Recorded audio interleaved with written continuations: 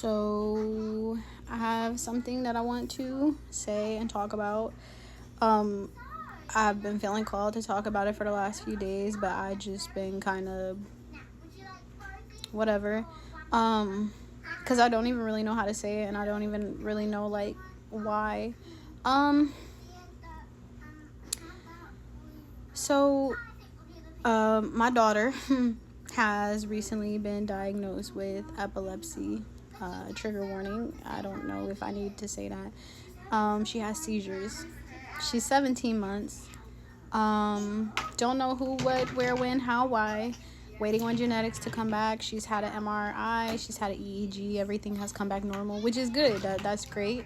And this is new. I've never seen anybody have one until hers. I never experienced it. And it's been very traumatic for me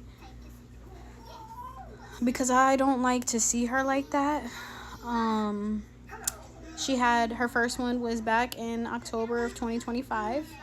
And we all thought it was a one and done and she was in the clear, but then she had another one on February 4th, which caused us to have to spend 24 hours hooked up to the EEG machine. We had to stay in the hospital overnight. We were there for 30 hours in total. It was traumatic as fuck. Like, I can't imagine how it was for her because, you know, she just learned how to walk, so she is on the move, and having to be hooked up to the machines and stuff was just... It was very disheartening. She was very uncomfortable being poked and prodded and just everything. And it was traumatizing. And it was really hard for me to deal with. And we put her on medication, which I thought was going to be, you know, like a quick fix or whatever. And her first medication did not prevent the seizures. She just had another one on the 24th. So 20 days after the first one. And they had me monitor her at home instead of going into the hospital. You know, she went back to normal, did everything like normal, recovered. And then she had one the next day on the 25th. Like back to back. And of course in my mind it's like, the medicine is, I don't know, but like the medicine should be fixing it, you know, but not what it was. Breakthrough seizures are apparently normal on medication and stuff like that. The second one caused them to put her on a second medication. It's only been about a week, but you know, we've been in the clear. I don't even know if it's been a week. I think it's going on a week. It's only been a few days. I don't know. My days have been running together. The experience has been very scary and traumatizing. I don't know why I'm sharing. I don't want to say like, it's not like I'm embarrassed. I will say that I am very much a person who doesn't like to ask for help, doesn't like to ask for support. Not because I really necessarily need anything at this time in terms of like resources per se, but just like, I'm a very emotional and a very sensitive person. And sometimes I don't really feel like I have a support system, or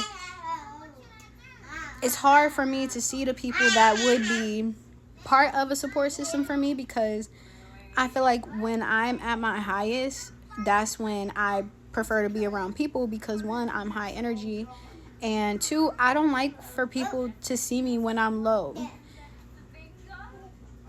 Call it perfectionism, call it whatever. I feel like a burden. If I'm high, energy, I'm sober. But like if I have high energy, I feel like a bother to some people. But then if I'm low energy, I feel like a burden. And I know everybody already has their own stuff going on. So, you know, I have people that would be like, you know, they would be there for me and stuff. Probably if I asked, but I just have a hard time opening up and like talking about this. And every time it happens, like I want to text the people I consider to be my safe spaces, but I have a hard time because it's like I don't think they want to continue to hear about it. But unfortunately for me, like now it's a real part of my life, and obviously like seizures are very serious, so like they don't have an issue with it, but I I be assuming that if I'm going through something and I talk to people, I guess I just automatically assume that I'm bothering them. Like I said, I feel like a burden. I'm used to doing everything on my own. Call it hyper independence, okay? Childhood traumas and things made it to where I feel like I can't depend on people. I have a hard time depending on people. I know where it comes from, which is something I've been healing and talking to my therapist about, being more straightforward and asking for what it is I want. Because I'm the kind of person, I will hint at things. Like, I will tell people that I'm really, confirmation on myself. I'll tell people, like, explain and express my emotions and stuff, but then I'm the kind of person that I hope that somebody will be like, would you like me to do this to kind of like take some weight off you or to comfort you, kind of thing, because I don't want to ask. Because then if I ask and they say no or they don't do it, then it's like I'm being rejected and it just triggers the traumas all over again. I guess this is just to say, like, to my little community, like, I want a community. If you consider yourself to be part of my community, I guess this is just to say that, like, I be going through stuff, y'all. I know everybody goes through things, but, and I be transparent with y'all. Like, y'all will know. I will usually come back and tell y'all, but, like, I've never gone through anything like this. And being a single mom, like, baby daddy is not in the picture at all. Like, I don't have, like, help with her like that. So it's just hard.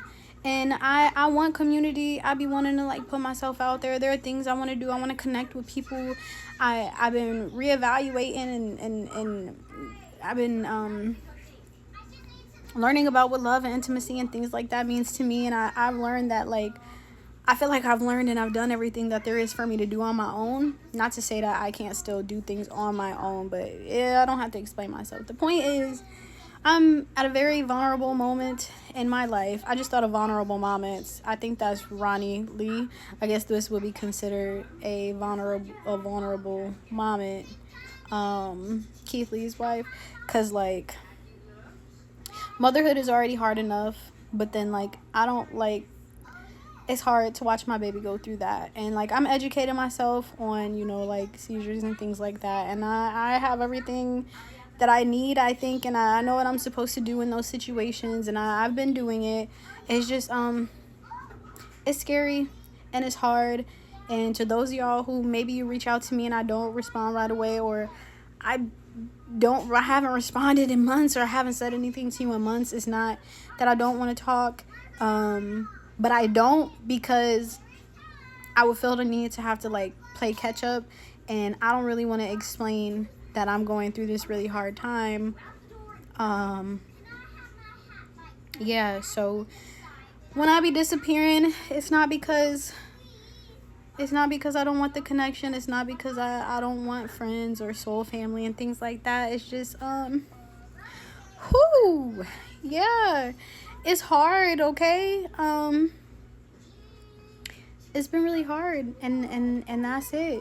And that's all I'm going to say about that, because I didn't expect to say this much. So, if you stayed and you listened, thank you. I guess, wanted to get that off my chest, I suppose. I don't really quite know how I feel right now.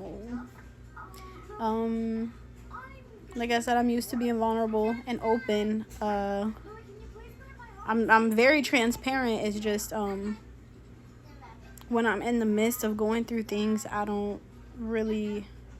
people don't know what's going on with me, because I just deal with it by myself, which is fine. I'm used to that. I pray about it and stuff like that, but I just